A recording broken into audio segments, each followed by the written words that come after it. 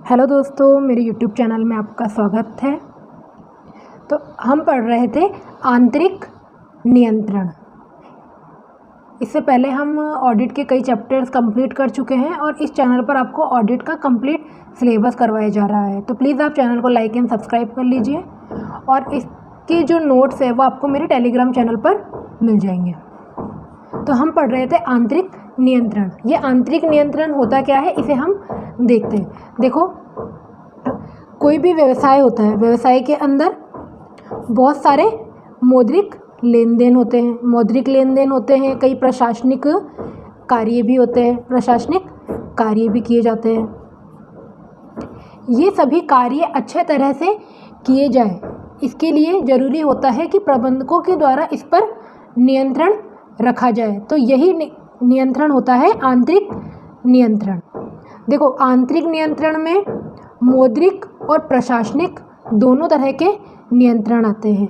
जैसे कि बिजनेस में कोई लेन देन हुआ है तो इसका लेखा सही प्रकार से होना चाहिए। कितनी संपत्ति हम बेच रहे हैं या कितनी संपत्ति आ रही है, क्या क्या लाइबिलिटीज़ है, इस पर कैसे कंट्रोल रखा जाए, ये सब आंतरिक नियंत्रण में आते हैं।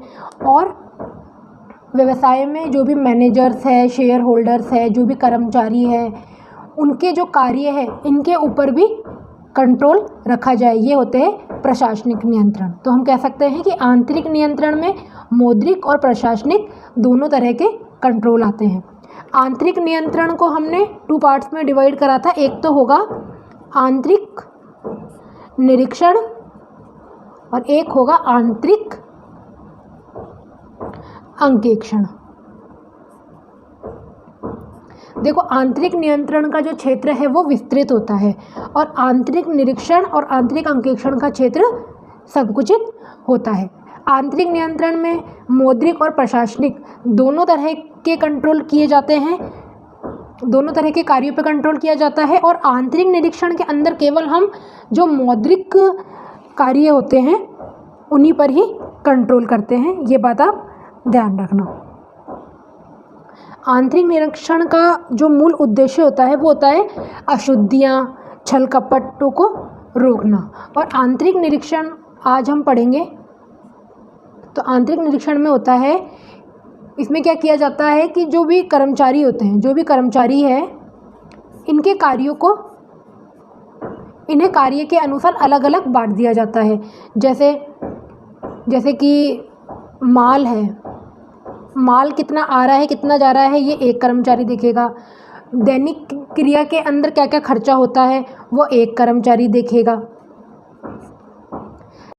और जैसे कितना कैश में लेन देन हो रहा है ये एक कर्मचारी देखेगा। तो इसमें क्या होता है कि जो कर्मचारियों के जो कार्य है वो अलग अलग बांट दिए जाते हैं और इस तरह की व्यवस्था कर दी जाती है कि एक कर्मचारी के कार्य का निरीक्षण दूसरे कर्मचारी के द्वारा स्वतः ही हो जाता है। जिससे क्या होता है कि भविष्य में छल कपट ढूंढने में हमको आसानी रहती है या फिर छल कपट या जो भी त्रुटियां होती है वो हमें साथ के साथ मिल जाती है। तो इसे हम आगे डिटेल से देखेंगे। आंतरिक नियंत्रण हम पढ़ चुके हैं और आज हम देखेंगे आंतरिक निरीक्षण। आंतरिक लेखा नियंत्रणों के भाग, इसे 2 पार्ट्स में डिवाइड किया गया है। आंतरिक निरीक्षण, इंटरनल चेक, और आंतरिक अंकेक्षण, इंटरनल ऑडिट। आंतरिक निरीक्षण के अंदर क्या बताया है? आंतरिक निरीक्षण से तात्पर्य ऐसे सभी उपायों से लगाया जाता है जिन्हें व्यापारिक व्यवहारों को पुस्तकों में शुद्ध लेखन के लिए अपनाया जाता है। इसके अंतर्गत प्रत्येक व्यवहार के लेखा कार्यों को अलग अलग खंडों में विभाजित कर दिया जाता है और प्रत्येक खंड का संपादन अलग अलग व्यक्ति करते हैं। अभी हमने देखा था आंतरिक निरीक्षण में क्या किया गया था कि कार्यों को अलग अलग पार्ट्स में डिवाइड कर दिया जाता है और जो कार्य है उसे भी अलग अलग व्यक्तियों को बांट दिया जाता है।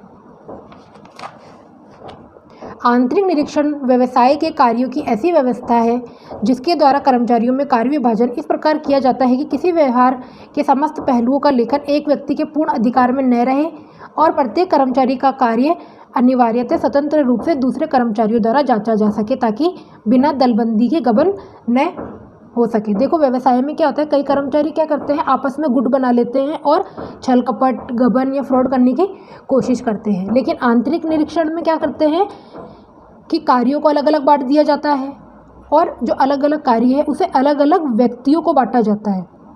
और इस तरह की व्यवस्था कर दी जाती है कि एक व्यक्ति के कार्य की जांच दूसरा व्यक्ति स्वतः ही कर लेता है, जिससे क्या होता है कि अगर जैसे एक कर्मचारी फ्रॉड कर रहा है तो दूसरे कर्मचारी के द्वारा बता दिया जाता है कि ये ऐसा कर रहा है, जिससे क्या होता है कि जो छल कपट गबन ये रुक जाता है।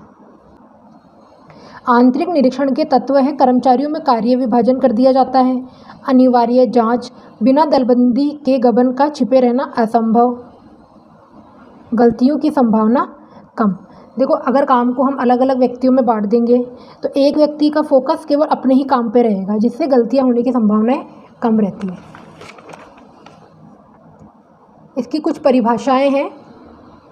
स्पाइसर एंड पैगलर के अनुसार यह लेखा प्रणाली के संगठन का वह तरीका है जिसके द्वारा कर्मचारियों में कर्तव्य का विभाजन इस प्रकार किया जाता है कि किसी व्यक्ति को एक व्यवहार के प्रत्येक पहलू का लेखा नहीं दिया जाता, ताकि दो या दो से अधिक व्यक्तियों में बिना दलबंदी के कपट रुक जावे। देखो, इन परिभाषाओं की मैं रीडिंग करूँगी, आप इसे पोज करके आराम से पढ़ लेना।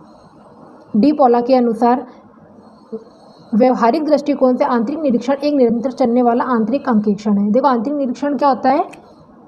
ये कंटिन्यू चलने वाला आंतरिक अंकेक्षण होता है जो कर्मचारी द्वारा स्वतः ही किया जाता है, और इसे करने के लिए किसी अलग से हमें किसी को बुलाने की जरूरत नहीं होती। इसमें एक कर्मचारी द्वारा दूसरे कर्मचारी के कार्यों की जांच स्वतः हो जाती है, जिसके माध्यम से एक व्यक्ति के कार्य की स्टाफ के अन्य व्यक्तियों द्वारा स्वतंत्र रूप से जांच हो जाती है। डिस्की के अनुसार आंतरिक निरीक्षण से गलती व गबन स्वतः रुक जाते हैं अथवा पुस्तपालन के संचालन द्वारा पकड़ में आ जाते हैं। इसके कुछ उद्देश्य है आंतरिक निरीक्षण के। छल कपट व अशुद्धि को रोकना इसका मुख्य उद्देश्य है। आंतरिक निरीक्षण का मुख्य उद्देश्य क्या है? छल कपट व अशुद्धि को रोकना, अशुद्धियों व छल कपटों को पकड़ना, उत्तरदायित्व का निर्धारण। आंतरिक निरीक्षण द्वारा कर्मचारी का कार्य निश्चित कर दिया जाता है, जिससे काम में गड़बड़ी के संबंध में उत्तरदायित्व किसी निश्चित व्यक्ति पर डाला जा सके। इसमें क्या होता है? काम बांट दिया जाता है अलग अलग व्यक्ति को, और जिस व्यक्ति को जो काम दिया जाता है उसकी जो जिम्मेदारी होती है वह उसी ही व्यक्ति की होती है।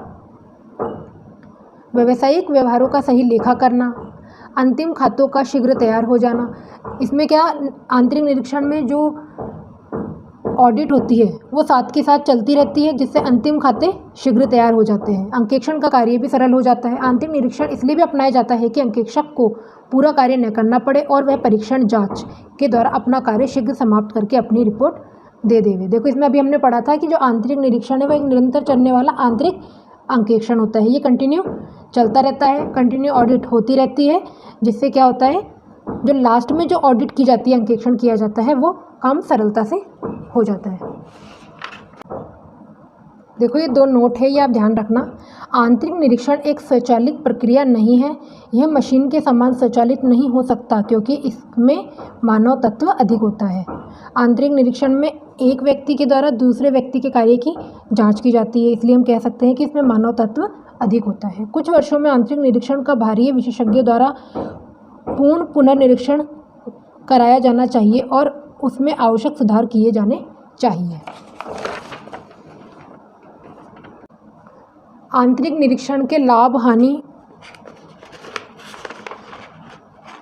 आंतरिक निरीक्षण के जांच के उद्देश्य, आंतरिक निरीक्षण के जांच के तरीके, ये हम कल देखेंगे। तो प्लीज़ आप चैनल को लाइक एंड सब्सक्राइब कर लीजिए। Thank you.